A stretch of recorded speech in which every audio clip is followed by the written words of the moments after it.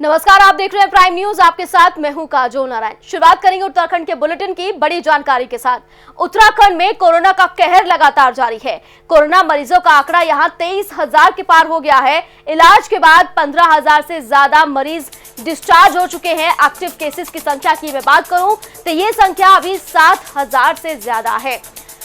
उत्तराखंड में दिन प्रतिदिन कोरोना के जो आंकड़े हैं वो तेजी के साथ बढ़ते हुए नजर आ रहे हैं। अभी ये आंकड़ा 23,000 को पार कर गया है, जिनमें से 15,000 से ज्यादा ऐसे लोग हैं जो ठीक हो चुके हैं। एक्टिव केसेस की मैं बात करूं तो एक्टिव केसेस अभी 7,000 हैं। मरने वालों की संख्या में भी लगातार इजाफा हो रहा है। ये बड़ी जानकारी इस वक्त की। उत्तराखंड में लगातार कोरोना का कहर बढ़ रहा है, जिसकी वजह से आम जनता दहशत में है। तो कई इलाके ऐसे हैं जो कंटेनमेंट जोन में हैं, कई इलाके ऐसे हैं जहां पर खुद लोग अपने आप को होम क्वारंटाइन कर रहे हैं या फिर लॉकडाउन का पालन करते हुए नजर आ रहे हैं। खुद ही लॉकडाउन बना लिया है, यानी कि आसपास के जो क्षेत्र है वो लोग बाहर नहीं निकलेंगे। बेवजह जरूरी सामान जो है सिर्फ वही मिलेगा, ऐसे भी लोग कोशिश कर रहे हैं, क्योंकि लोगों में दहशत का माहौल है। जिस तरह से उत्तराखंड में आंकड़े बढ़ रहे हैं वो लोगों को डरा रहे हैं। तो कोरोना मरीजों का आंकड़ा 23,000 के पार हो गया उत्तराखंड में। इलाज के बाद 15,000 से ज्यादा मरीज ठीक हुए हैं। इसके साथ ही एक्टिव केसेस की संख्या जो बढ़कर है वो 7,000 हो गई है। ये बड़ी जानकारी इस वक्त की मिल रही है। उत्तराखंड में कोरोना तेजी के साथ पैर पसार रहा है।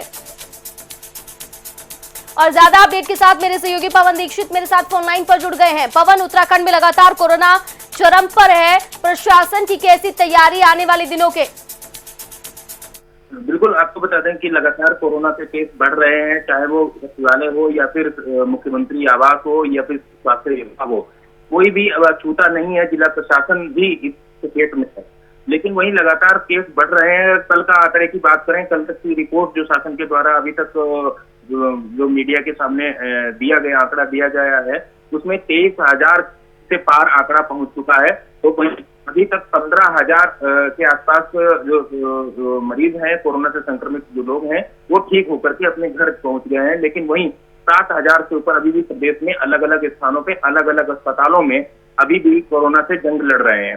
तो वहीं अगर बात करें कल की अगर रिपोर्ट की, तो कल सबसे ज्यादा मामले आए हैं, जिसमें से 831 मामले कल पॉजिटिव आए हैं प्रदेश भर में। उसमें से सबसे ज्यादा मामले देहरादून के हैं, जो कि 205 मामले जो है इसमें चिन्हित किए गए हैं, जो कि पॉजिटिव हैं। वो अलग अलग अस्पतालों में उनका इलाज चल रहा है। बिल्कुल पवन, अगर बात की जाए उत्तराखंड में, तो जिस तरह से रोजाना आंकड़े बढ़ रहे हैं, ऐसी भी तस्वीरें सामने आ रही है जहां पर लोगों में दहशत का माहौल है।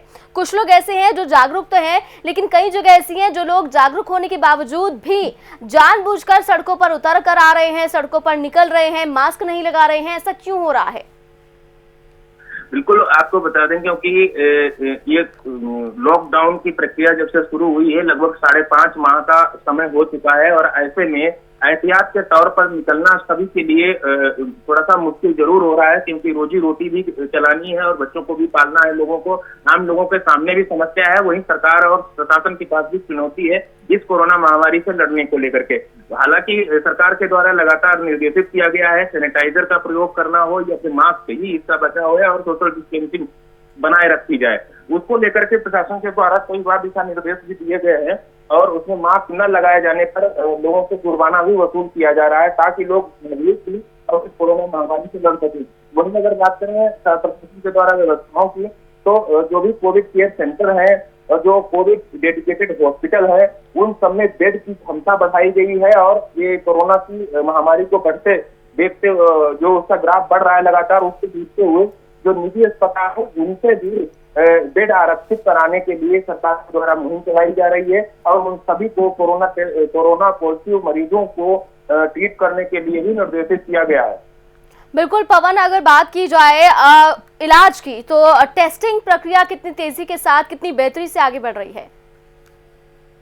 बिल्कुल, टेस्ट की लगातार, जिस समय कोरोना महामारी का आगाज हुआ था देश में, उस समय उत्तराखंड में सिर्फ 200 टेस्ट की प्रतिदिन की क्षमता थी, जिसको आज बढ़ा करके लगभग 7,000 के आसपास ये टेस्टिंग क्षमता पहुंच चुकी है।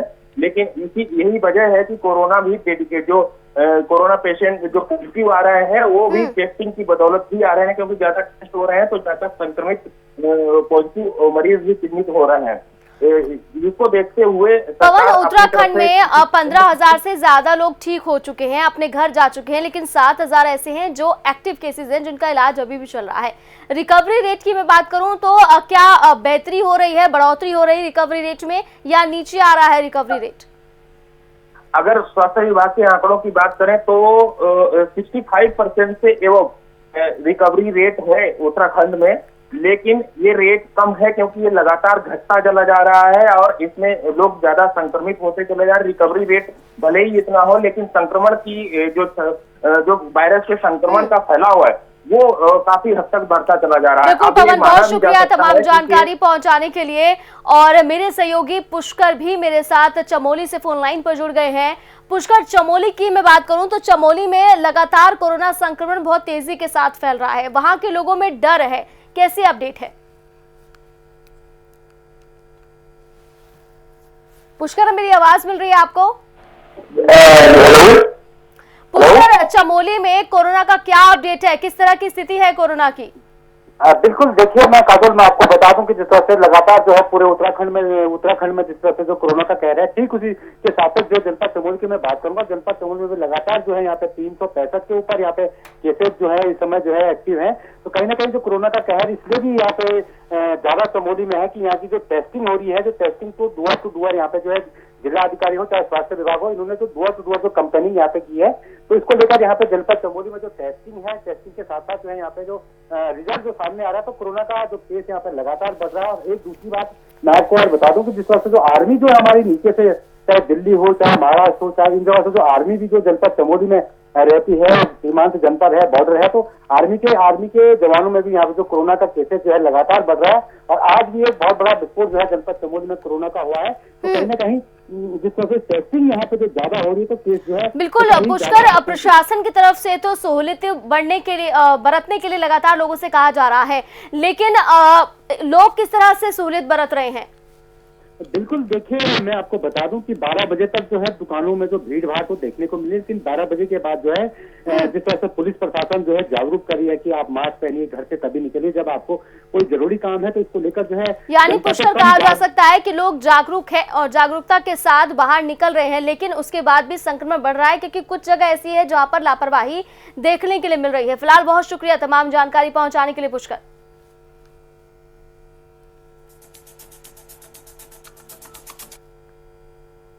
उत्तराखंड विधानसभा का मॉनसून सत्र 23 सितंबर से शुरू होने वाला है, जिसका स्वरूप क्या होगा इसको लेकर चर्चा जोरों पर है। वहीं मुख्य विपक्षी पार्टी कांग्रेस द्वारा इस सत्र को वर्चुअल माध्यम से होने की चर्चाओं को लेकर सरकार से गैरसैंण में कराने की मांग की गई है। हालांकि अभी सरकार और विधानसभा अध्यक्ष के द्वारा इस पर किसी तरह का कोई निर्णय नहीं लिया गया, लेकिन कांग्रेस के इस बयान पर शासकीय प्रवक्ता मदन कौशिक का कहना है कि पहले कांग्रेस वर्चुअल का मतलब बताए। अगर सत्र वर्चुअल माध्यम से ही होना है तो गैरसैंण हो या हरिद्वार हो या पिथौरागढ़ हो, उससे फर्क क्या पड़ता है? तो देखिए, देहरादून से बड़ी जानकारी आपको बता रही हूँ। 23 सितंबर से उत्तराखंड का मॉनसून सत्र शुरू होने जा रहा है। मॉनसून सत्र को लेकर चर्चा जोरों पर है। कांग्रेस ये कह रही है कि वर्चुअल माध्यम से सत्र होना चाहिए और गैरसैंण में होना चाहिए, लेकिन इस पर मदन कौशिक ये कह रहे हैं कि कांग्रेस पहले वर्चुअल का मतलब बताए और उसके बाद वर्चुअल माध्यम से अगर सत्र होता है तो फिर जगह कोई भी हो, उससे क्या फर्क पड़ता है।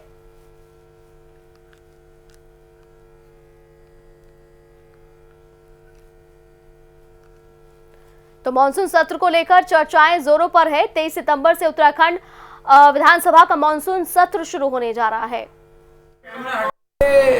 अगर वर्चुअल होती है तो वर्चुअल का मतलब क्या है, पहले कांग्रेस मुझे ये भी समझाए, फिर गैरसैंण में करें या देहरादून में करें या हरिद्वार में करें या पिथौरागढ़ में करें या अल्मोड़ा में करें। अगर वर्चुअल होनी है तो फिर वर्चुअल में कहीं बैठ के जाके पढ़ाई करनी है कि हम सब पहले भराड़ीसैंण करेंगे फिर वहाँ से स्टार्ट करेंगे, लेकिन कैसी होनी है ये विधानसभा अध्यक्ष ही बैठेंगे, लेकिन मेरी राय में वर्चुअल होने। और ज्यादा अपडेट के साथ मेरे सहयोगी पवन मेरे साथ फोन लाइन पर जुड़ गए हैं। पवन, 23 सितंबर से विधानसभा सत्र, मॉनसून सत्र जो है उत्तराखंड का वो शुरू होने जा रहा है, कैसी तैयारियां हैं? क्योंकि जो चर्चाओं का बाजार है वो तो बहुत गर्म होता हुआ दिखाई दे रहा है। बिल्कुल पिछले कैबिनेट में ही इस पर अपनी मुहर लगा दी थी कि सत्र कब होना है। सत्र को लेकर के कैबिनेट में प्रस्ताव आया था जिस पर कैबिनेट ने अपनी मुहर लगा दी थी। तो अब एक तरीके से तय है कि 23, 24 और 25 3 दिवसीय ये मानसून सत्र होना है और ये सत्र का आगाज जो है देहरादून विधानसभा में ही इस सत्र को आहूत किया जाएगा।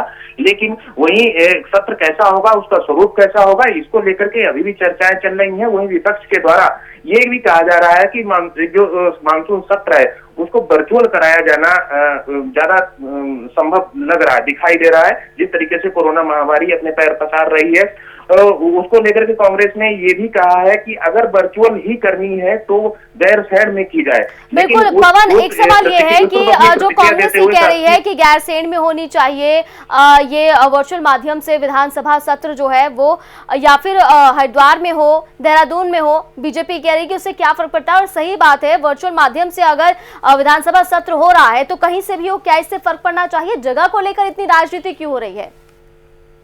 बिल्कुल इसी पर कांग्रेस की इस मांग को लेकर के ही जो शासकीय प्रवक्ता है, जो संसदीय कार्य मंत्री हैं मदन कौशिक, उन्होंने जवाब दिया है। उन्होंने प्रतिक्रिया देते हुए कहा है कि कांग्रेस जो है मुद्दे भी उठाना भूल गई है और मुद्दा विहीन कांग्रेस को कुछ समझ में नहीं आ रहा है। अगर वर्चुअल माध्यम से ही ये सत्र होना है तो सत्र कहीं भी हो, चाहे भराड़ीसैंण में हो, गैरसैंण में हो, हरिद्वार में हो, पिथौरागढ़ में हो, कहीं से भी हो सकता है। वर्चुअल में किसी को कहीं जाना तो है नहीं, कोई जहां पे जो व्यक्ति जहां पे है वहीं से अपने वर्चुअल माध्यम से उसमें जुड़ सकता है।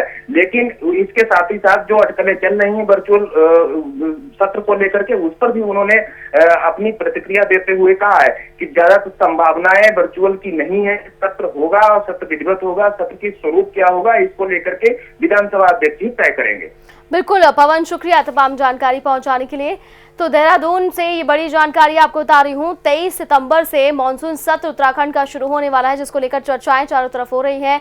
विपक्ष वर्चुअल माध्यम से सत्र कराने को लेकर बहुत ज्यादा जोर दे रहा है, वहीं बीजेपी इस पर लगातार सवाल उठा रही है कि वर्चुअल माध्यम से तो कहीं से भी जो सत्र है वो करवाया जा सकता है। आगे बढ़ते कुछ और खबरों का रुख करेंगे। खानपुर विधानसभा से विधायक कुंवर प्रणव सिंह चैंपियन के बीजेपी में शामिल होने के बाद राजनीतिक पार्टियों में हलचल मचना शुरू हो गई है। उनके समर्थकों ने कहा था कि चैंपियन गुर्जर समाज के सबसे बड़े नेता हैं।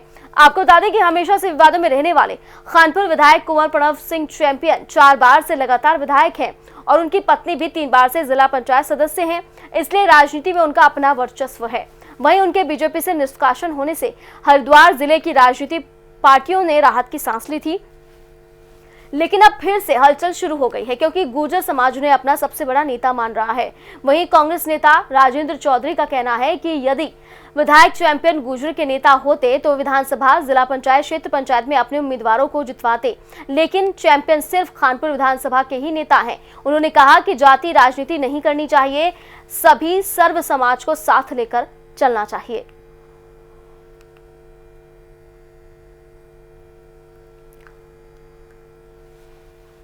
ये भ्रम है। देखो, गुज्जर राजनीति के बारे में तो मैं क्या कहूँ, ये तो गुज्जर समाज को निर्णय लेना है, लेकिन चैंपियन साहब को अपने व्यवहार में बदलाव करना पड़ेगा और सर्व समाज को जोड़ के ही राजनीतिक हो सकती है और समाज सेवा हो सकती है। जहाँ तक खानपुर विधानसभा क्षेत्र का सवाल है, मुझे ऐसा एहसास होता है कि जो गैर गुज्जर मतदाता हैं वो कहीं ना कहीं अपने आप को अपेक्षित महसूस कर रहे हैं और ये जगह जो है जो उन्हें भरनी पड़ेगी।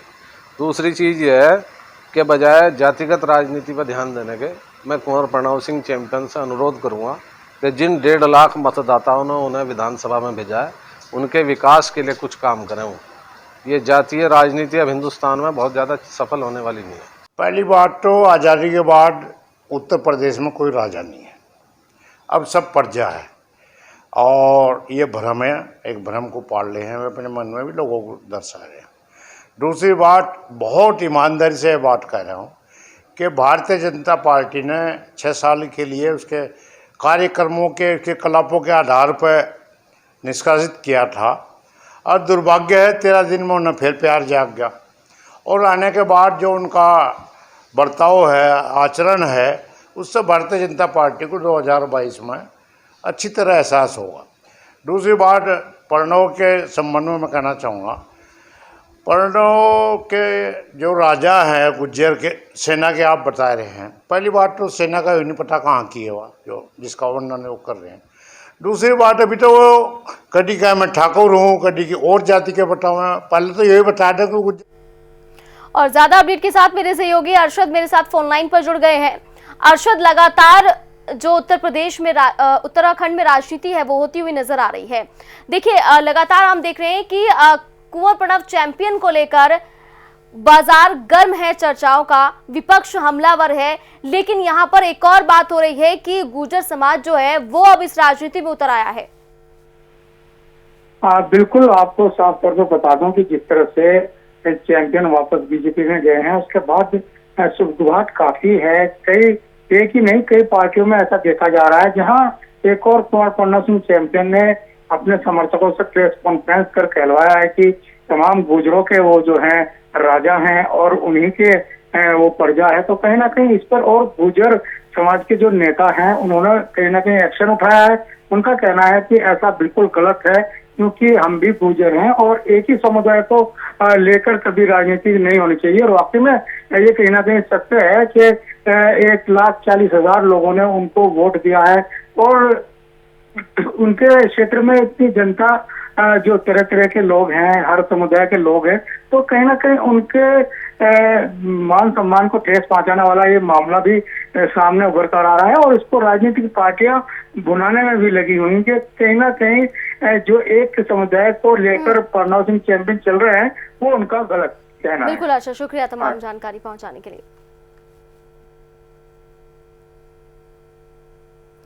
डोईवाला में गन्ना किसानों का पिछले साल के पेराई सत्र का 10 करोड़ रुपए का बकाया भुगतान आज तक नहीं होने से किसान परेशान हैं और आर्थिक स्थिति बेहद दयनीय है।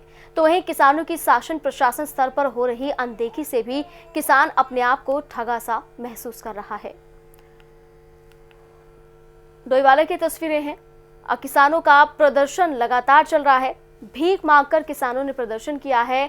किसानों का कहना है कि ना ही शासन और प्रशासन उनकी तरफ कुछ रुख उठा रहा है, उनके लिए कुछ काम कर रहा है।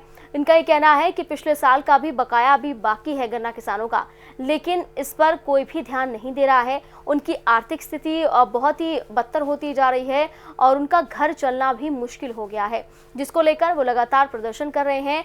और ये जो प्रदर्शन है वो अनोखे तरीके से किया गया है। दरअसल किसान जो हैं वो बैठ गए हैं और भीख मांगकर प्रदर्शन करते हुए नजर आ रहे हैं।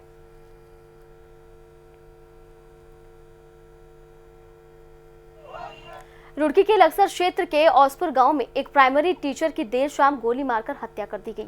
आपको बता दें कि ओम सिंह चौहान राजकीय प्राथमिक विद्यालय सुल्तानपुर में टीचर के पद पर कार्यरत है। देर शाम सुल्तानपुर से अपने घर औसपुर जाते हुए घर के पास अज्ञात युवकों ने उनको गोली मार दी और पुलिस क्षेत्राधिकारी विश ने बताया कि हत्या किसने और क्यों की थी, किससे रंजिश थी, इसकी जाँच की जा रही है। मामले का जल्द ही खुलासा कर दिया जाएगा। जो भी दोषी होगा उसके खिलाफ सख्त कार्रवाई की जाएगी। तो रुड़की का ये पूरा मामला है जहां पर शिक्षक की गोली मारकर हत्या कर दी गई। अज्ञात युवकों ने गोली मारी है। अब पुलिस इस पूरे मामले में अभी जांच पड़ताल कर रही है, लेकिन अभी तक किसी तरह का कोई खुलासा नहीं किया है। इस हत्या के पीछे क्या लूट का इरादा था या कोई पुरानी रंजिश थी या वजह कुछ और थी, हर एंगल से पुलिस जांच कर रही है।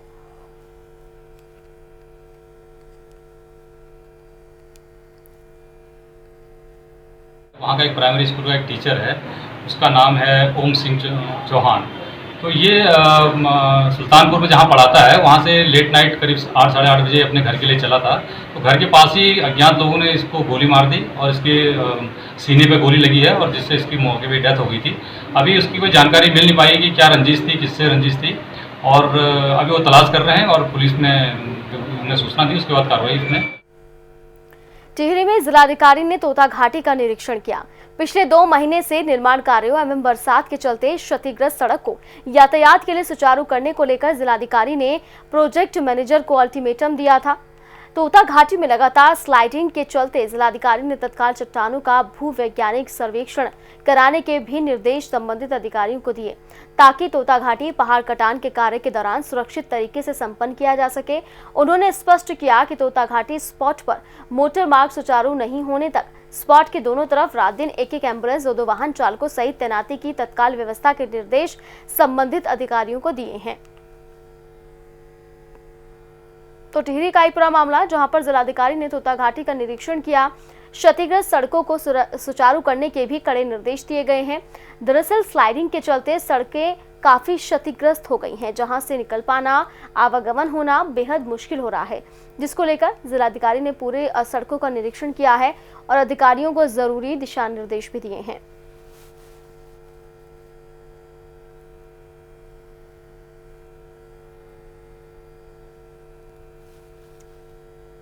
और ज्यादा अपडेट के साथ मेरे सहयोगी रोशन मेरे साथ फोन लाइन पर जुड़ गए हैं टिहरी से। रोशन, क्या जानकारी मिल रही है? जो तोता घाटी है, इसका निरीक्षण जिलाधिकारी ने किया है, किस तरह की दिक्कतें यहाँ पर आ रही हैं? जी, जैसे आपको बता दें कि 2 महीने पहले से जो है ये लैंड स्लाइडिंग हो रही है और आवागमन की दिक्कतें हो रही है। और कल जिलाधिकारी ने जो है वहाँ पे निरीक्षण किया है और पीडब्ल्यूडी के अधिकारियों को आदेश दिए हैं कि इनको जल्दी से सुचारू करने की वो करें। बिल्कुल रोशन, शुक्रिया तमाम जानकारी पहुंचाने के लिए। तो टिहरी की तस्वीरें आप देख रहे हैं। स्लाइडिंग की वजह से काफी जो सड़कें हैं वो क्षतिग्रस्त हो गई हैं, आवागमन बाधित हो रहा है, जिसको लेकर जिलाधिकारी वहां पहुंचे हैं, सड़कों को दुरुस्त कराने के निर्देश दिए। साथ ही साथ ये कहा है कि जल्द से जल्द ये काम पूरा हो जाना चाहिए। और बड़ी खबर का रुख करेंगे। डोईवाला देहरादून हवाई अड्डे पर मॉक ड्रिल हुआ है। हवाई सेवा और यात्रियों को लेकर मॉक ड्रिल हुआ। दुर्घटना या इमरजेंसी पर कैसे हो रेस्क्यू, इसको लेकर एयरपोर्ट की सुरक्षा व्यवस्था को परखा गया है। एसडीआरएफ ने ये मॉक ड्रिल की है। बड़ी जानकारी इस वक्त की। डोईवाला देहरादून हवाई अड्डे पर मॉक ड्रिल हुआ। हवाई सेवा और यात्रियों को लेकर मॉक ड्रिल किया गया है। दरअसल दुर्घटना या इमरजेंसी पर रेस्क्यू कैसे हो, इसको लेकर परखा गया है पूरा ये एयरपोर्ट, कैसी व्यवस्था है सुरक्षा की, और एसडीआरएफ ने मॉक ड्रिल किया है। बड़ी जानकारी इस वक्त की डोईवाला से मिल रही है। देहरादून हवाई अड्डे पर मॉक ड्रिल हुआ। हवाई सेवा और यात्रियों को लेकर मॉक ड्रिल हुआ है। दुर्घटना या इमरजेंसी पर रेस्क्यू कैसे किया जाए, इसको लेकर एयरपोर्ट की सुरक्षा व्यवस्था को परखा गया है। तस्वीरें आप देख सकते हैं मॉक ड्रिल की। एसडीआरएफ ने ये मॉक ड्रिल किया है।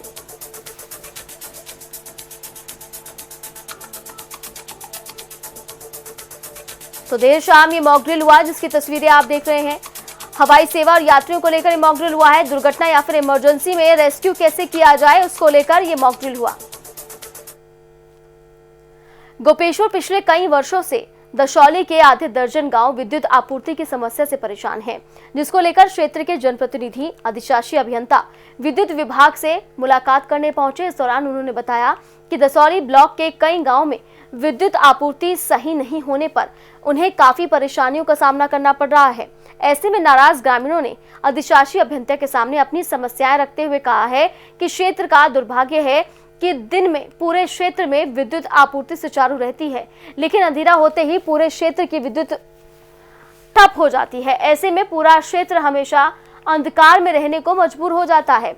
विभाग से मांग की है कि शीघ्र ही क्षेत्र की समस्या का समाधान किया जाए, ताकि लोगों को इस तरह की परेशानियों से दोचार ना होना पड़े। तो गोपेश्वर में कई ऐसे गांव हैं जो अभी भी अंधेरे में जी रहे हैं, यानी कि वहां पर बिजली नहीं है, जिसकी वजह से ग्रामीण काफी ज्यादा परेशान हैं। ऐसे में आधा दर्जन के गांव जो लोग हैं वो अधिकारियों के साथ पहुंचे और मुलाकात की अधिकारियों से, क्योंकि इससे पहले वो जा चुके हैं, लेकिन इस पर कोई कार्रवाई नहीं हुई है। एक बार फिर से वो मिलकर अधिकारियों के पास पहुंचे हैं, उनसे मुलाकात की है और उनको ये कहा है कि जल्द से जल्द इस पूरी समस्या का समाधान हो सके, क्योंकि वो लगातार अंधेरे में अपना जीवन गुजार रहे हैं।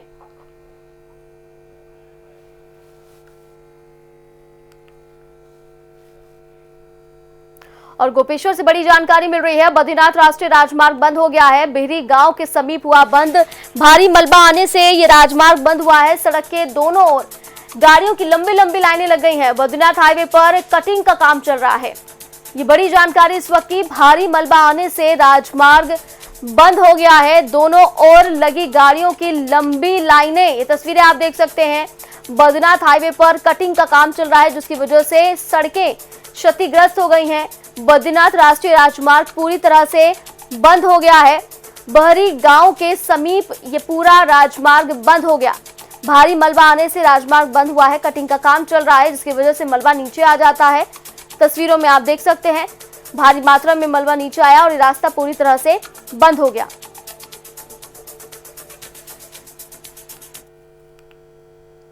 हरिद्वार के लक्सर में जमीनी विवाद को लेकर दो पक्षों में जमकर मारपीट हुई, जहां दोनों तरफ से जमकर लाठी डंडे और लात घुसे चले।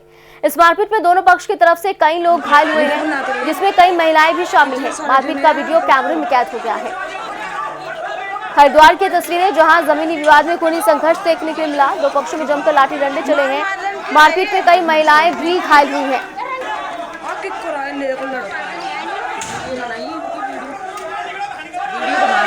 वीडियो बनाते रहिए, कितने सारे जने हैं दोस्तों।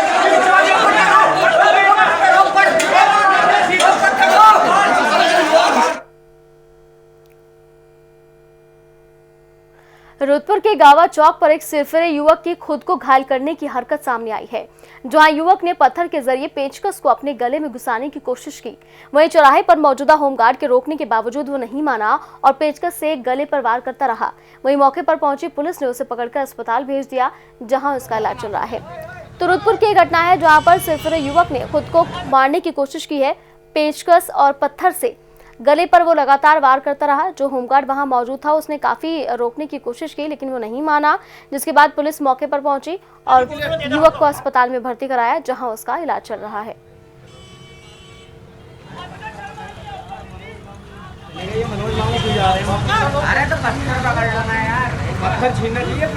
जो कारोबार करते हैं लोग अपने खाली बोतलों दे दो हमको, घर का नाम दो, घर का नाम। तो रुद्रपुर की तस्वीरें आप देख रहे हैं, जहां पर एक सिरफिरा जो युवक है वो तस्वीरों में आप देख सकते हैं किस तरह से पेचकस हाथ में लिया है, पत्थर लिया है, खुद पर वार करता हुआ दिखाई दे रहा है और पेचकस से वार कर रहा है। होमगार्ड ने बहुत उसको रोकने की कोशिश की, लेकिन उसके पास ही वो खुद पर वार करता रहा। इसके बाद जब होमगार्ड से वो नहीं माना तो सूचना पुलिस को दी गई। पुलिस मौके पर पहुंची और उसे वहां से इलाज के लिए अस्पताल में भर्ती कराया। फिलहाल ये पता नहीं चल पाया है कि आखिर वजह क्या रही है, लेकिन जिस तरह से वो बोल रहा है ऐसा लग रहा है कि किसी चीज से वो परेशान था, या तो पुलिस की कार्यशैली से परेशान था, क्योंकि वो शिकायत की बात कर रहा है। जो कारोबार करते हैं लोग अपने खाली बोतलों दे दो हमको। ये रुद्रपुर की तस्वीरें आप देख सकते हैं, युवक किस तरह से बीच सड़क पर खुद पर वार करता हुआ नजर आ रहा है। पेचकस से खुद पर वार कर रहा है, मारने की कोशिश कर रहा है। होमगार्ड ने रोकने की बहुत कोशिश की, लेकिन वो नहीं माना। सूचना पुलिस को दी गई, पुलिस मौके पर पहुंची और इसे फिर उसके बाद अस्पताल में भर्ती कराया।